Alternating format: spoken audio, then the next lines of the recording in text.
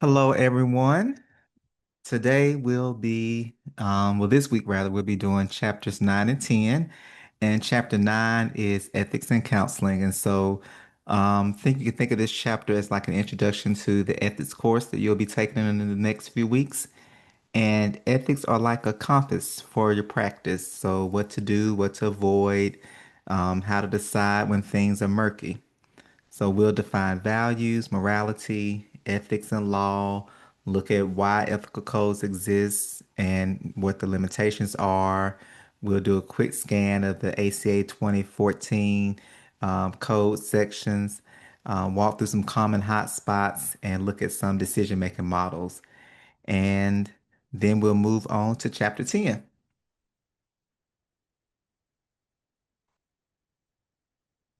So, values are the principles and priorities that guide your choices. So, this is, the things that you think matter most. And morality usually refers to the values that are handed down by your family, your religion, culture, or nation. And ethics are the professions collectively agreed upon standards. So, how we're expected to behave as counselors. And then there's law. And law is the minimum standards that the state can enforce. And it's not on here, but ethics and law sometimes can conflict, as I want to mention law. And so, speaking of conflict, your personal values might not always match professional ethics. So, we talk about this a lot, but I think it's worth talking about because it's good for you to know and get in the headspace of bracketing and being able to fully show up for your clients, regardless of what your values or morals are. And so my personal values might not match my professional ethics. Just say that I don't agree with divorce. So my personal values, I grew up believing that couples should always stay together. And a client comes in and says, I want to leave my husband and I need a plan. My ethical task isn't to persuade her to stay, it's to center her autonomy and welfare and help her, clarify safety and resources, explore her options, and figure out her next steps. So, my role is to help the client pursue what's best for her safely and clearly, not for me to get caught up in what I think about divorce. So I know we talk about this a lot in class, but I think it's a good conversation to have with yourself and to constantly be reflecting on because it will show up in your counseling practice and you want to be prepared for that.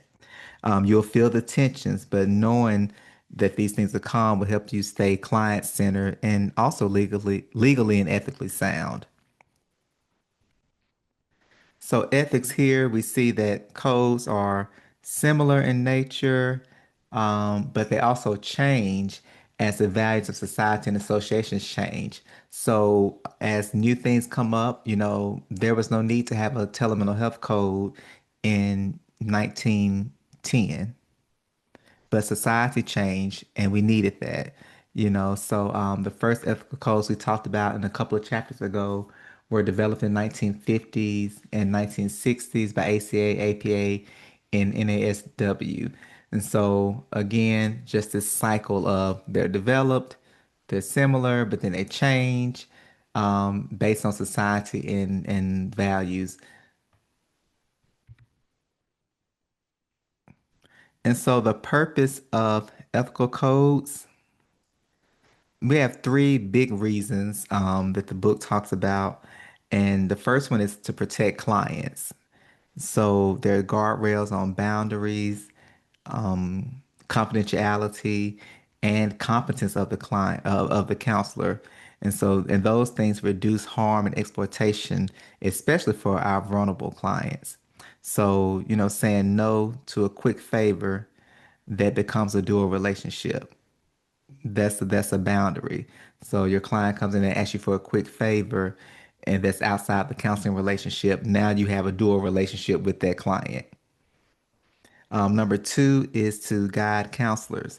And so when situations are new, like I said earlier, telehealth across straight states, DMs on social media, the codes will guide you and give you decision anchors and models to follow.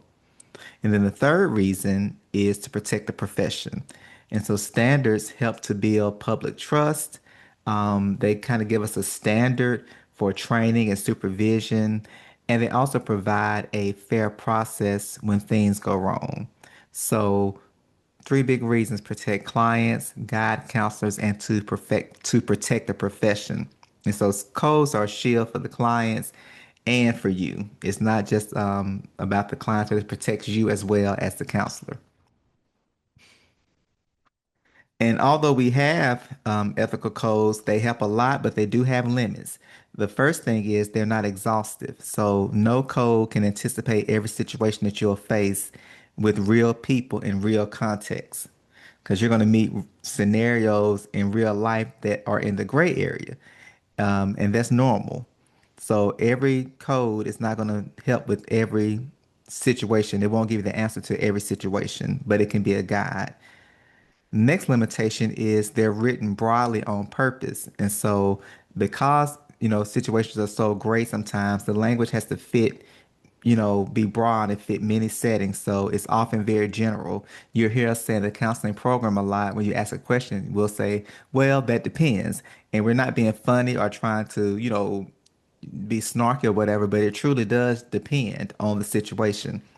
So you'll look at the code and you'll see that it's written broadly and has general language, and that means that you'll need to still interpret what a standard looks like for this particular client in this particular setting right now.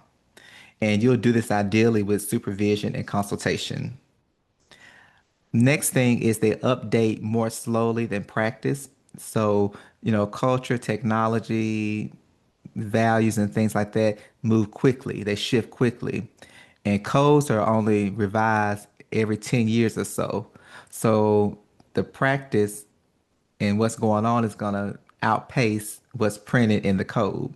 So when that happens, you'll lean on principles, which we'll talk about in a little bit. You'll lean on consultation and careful documentation, which is a big thing. Because if you do happen to have to explain why you did something, you can say, well, based on the codes, there was not a specific answer for this, but I did go through the decision-making process. Here are my notes to show why I chose the route to take the route that I did. And lastly, codes do not replace law or judgment, and codes can conflict with the law. So you still have to integrate site policies from your job. You still have to consider the state and federal law. And also sometimes different professional codes point in different directions. And so when this happens, you have to name the conflict, choose the most protective path for the client, use a decision making model, consult, and then document how you got to the choice that you made. Remember, that's a very big part, documenting how you got to the choice that you made.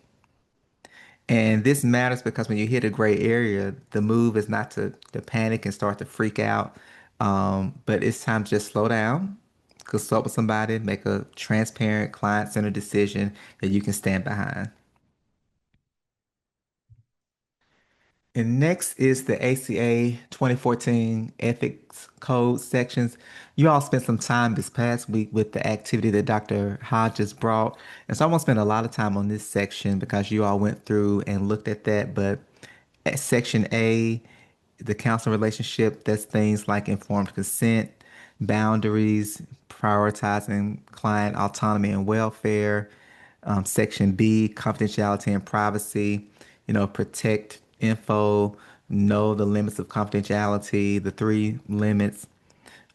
C, professional responsibility, practice within competence. Don't market yourself as being an MDR therapist, a counselor, or that you specialize in couples counseling when you don't, because that's when you can do harm. So practice within your scope of competence, avoid harm, accurate representation of yourself, and also ongoing professional development is in that section as well.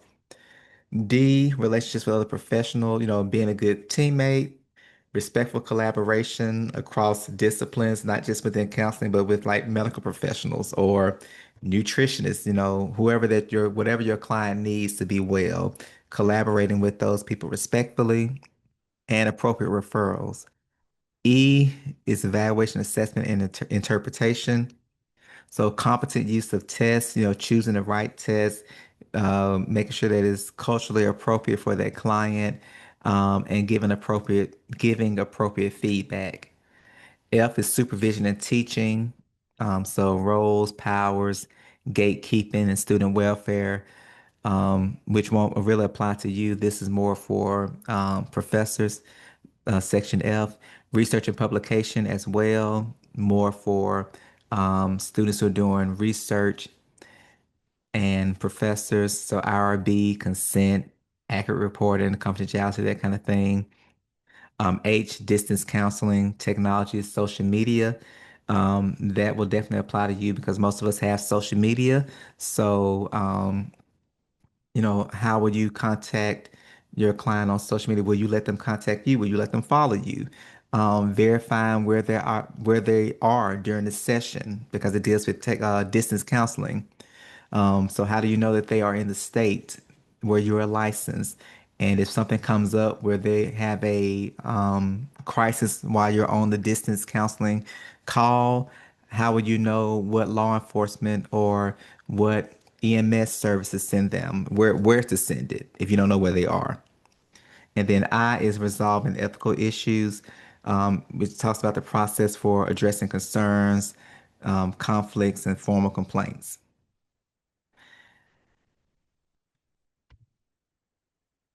Related codes, we've gone through a lot of these. I know y'all have seen these acronyms in previous chapters. Um, we often go between multiple codes depending on, where we work or what capacity we're in. So I'm a licensed school counselor, so I follow ASCA.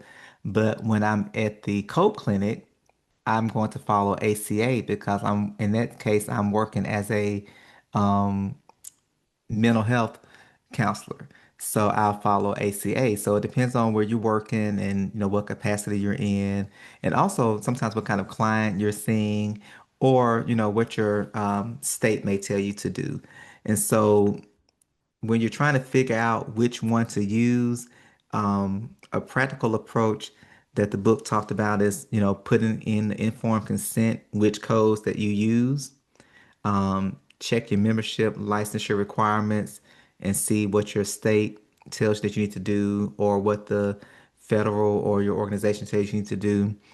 If the codes conflict, look at your employment context. Like I said earlier, if I'm in a school, I'm going to follow ASCA no matter who I'm seeing because it's a school. Use a decision-making model and explicitly consider what each code suggests. And if a code and a law conflict, try to resolve the conflict. And if not possible, then you need to follow the law while documenting how you protected the client's best interests. So ethical hotspots. So these are not all the places where you'll have ethical issues, but these are the ones that come up a lot. Counseling relationship and boundaries, being careful of what the counseling relationship looks like, like I mentioned earlier with like social media or, hanging out with your client or you live in the same neighborhood with them or you go to church with them, especially if you live in a small town. Like if you're living in Oxford, you're very likely going to see your client in person because Oxford is not super big. I have a client that I saw who graduated last year, and I often think about them and I wonder how they're doing and if they like the job because we spend a lot of time talking about them finding a job. But I don't email them to say, hey, just checking in to see how things are going with you. Hope all is well because our counseling relationship is over. So that is a boundary we have. So and I can't see them anymore because they're in a different state. So even if they reached out for a session, I could not see them. So being careful with that, being careful with dual relationships, values and culture. We talked a lot about that. That's the ethical hotspot. Confidentiality and legal issues. That is the ethical hotspot of knowing when to break confidentiality. Sometimes people, although it's very clearly written, sometimes people struggle with that, especially I've seen it with school counselors trying to determine, well, do I say this? Do I share this with admin? Do I share this with the parent? Should I keep it confidential? But you again, you use that ethical decision making model and you consult and then you document why you made the decision that you did. And you always keep in the forefront of your mind what is what I'm doing for the protection and safety of my client, which is what is gonna protect them more, keeping this quiet or telling somebody. Legal and professional issues, professional responsibility is another ethical hotspot. And lastly, technology. As I mentioned earlier, with social media and distance counseling, like knowing where your client is during the time of a session. As we talked about in class the other week, are they doing a session in the middle of a coffee shop? Is somebody in the room with them? So a lot of ethical issues can come up with technology as well. Also, is the technology safe? Like, is it secure? Can somebody jump in on a Zoom call? Are you using Zoom? If so, can somebody jump in on your Zoom call? So a lot of ethical issues come up with technology as well. Okay, so now we'll move on to resolving ethical dilemmas and talk about models of ethical decision making. And so principled ethics will give us autonomy, non-malfeasance, beneficence, justice, fidelity, and veracity. And so those are the six guideposts that principled ethics will give you. And autonomy is you think, am I respecting the client's right to choose? You know, non-malfeasance, am I avoiding harm with the client? Beneficence is the call to do good. So am I actively doing good with this client or with this community that I'm serving? Justice is what I'm doing fair and equitable. Fidelity, am I keeping my promises? Am I honoring trust between me and this client or me and this community? Am I keeping my word? And veracity, the book talks about was not originally in this model, but was later added. But veracity, am I being honest? Am I being transparent? Am I being upfront with the client? So those are the principal ethics. And then for virtue ethics focus on character, prudence, integrity, respect, compassion, cultural humility, cultural attunement, and a commitment to do good, and the capacity to anticipate consequences. And so these two go together. They're look slightly different, but they go together. And the reason that the virtue ethics are important is because, as I said earlier, the codes don't always cover everything. And so when the code book is not explicitly clear and it's a gray area, your virtues will keep you steady, will keep you in line with the law and ethics. Because if you are focused on maintaining integrity and you're respectful, if you are self-aware, you're compassionate, then you're likely going to do the thing that is in line with the ethical code. So virtues will help you show up as the kind of person that a client can trust and the kind of counselor that's going to make ethical decisions. So you need the principles, but you also need the virtue ethics. So models of ethical decision making continued. We talk about the social constructionist perspective. This one kind of says that, codes are written by people in cultures at specific times, and the knowledge in the codes is subjective.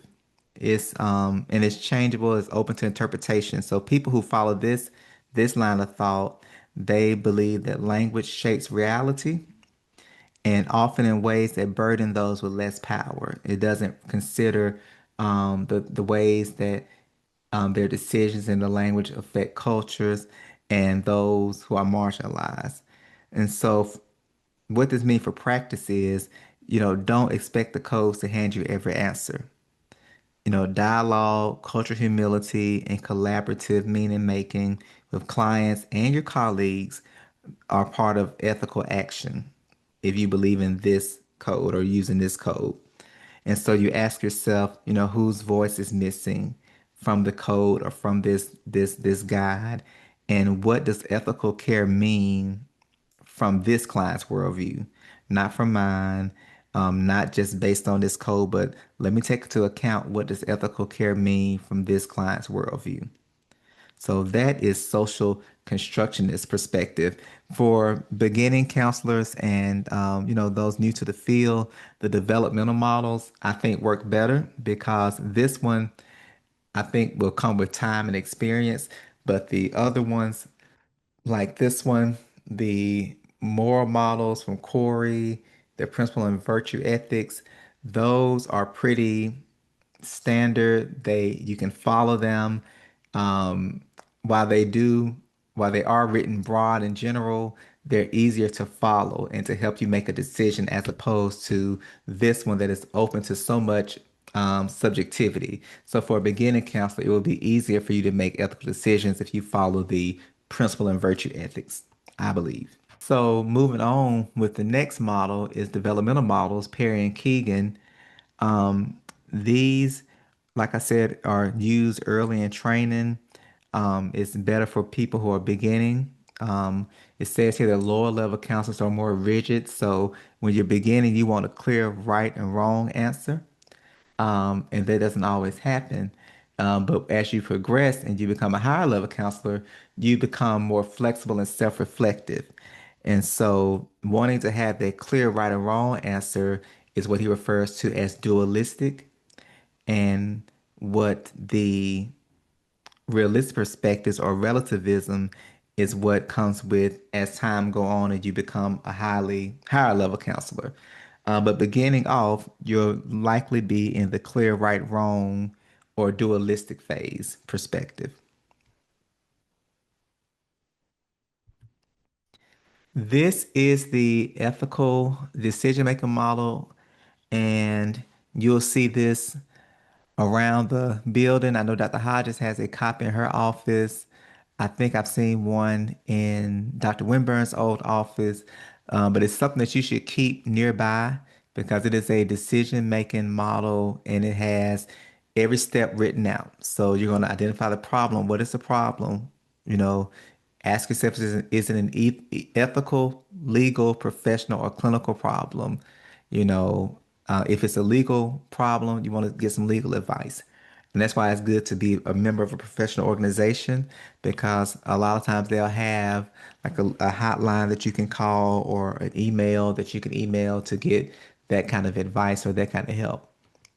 Once you identify the problem, you're going to apply the code of ethics. Three, determine the nature and dimension of the dilemma. And there are those foundational principles: autonomy, non-malfeasance, beneficence, justice, and fidelity. Generate potential courses of action. So think about, well, if I do this, what's going to happen? Which is number five. Consider potential consequences. So if I do A, then this may happen. If I do B, then this may happen. So you're going to do that, and then once you make a decision, you'll evaluate your selected course of action and consider justice, consider publicity, and also consider universality. And then once you do that, you're going to implement the course of action and, of course, document how you came to that decision.